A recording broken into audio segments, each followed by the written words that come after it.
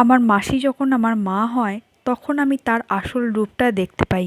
তখন আমি ক্লাস 6-এ পড়ি। আমার মায়ের তখন ভীষণ শরীর খারাপ করে আমার মা এই পৃথিবী ছেড়ে আমার মায়া ত্যাগ করে চলে যায়। আমি তখন কার কাছে মানুষ হব এই ভেবে আমার বাড়ির লোক, আমার মামার বাড়ির লোক সবাই ঠিক করে যে আমার একমাত্র মাসির সাথেই আমার বাবার বিয়ে দেবে। যাই হোক, দুই বাড়ির পক্ষ থেকে সব ডিসিশন নিয়ে আমার বাবার এবং আমার মাসির বিয়ে হয়ে যায়। সবাই ভেবেছিল হয়তো আমার মায়ের জায়গাটা আমার মাসি বেশ ভালো মতো করেই পূরণ করতে পারবে, আর হলেও ঠিক তাই। প্রথম প্রথম আমার মাসি আমাকে খুব যত্নে রেখেছিল। মায়ের অভাবটা আমি একটুও বুঝতে পারিনি। কিন্তু যে মেয়ে তার নিজের মাকে হারায় তার ভাগ্য যে চিরজীবনের মতনই খারাপ, এটা আর নতুন করে বলতে হবে না। মা ছাড়া এই পৃথিবীতে সবকিছুই ফাঁকা।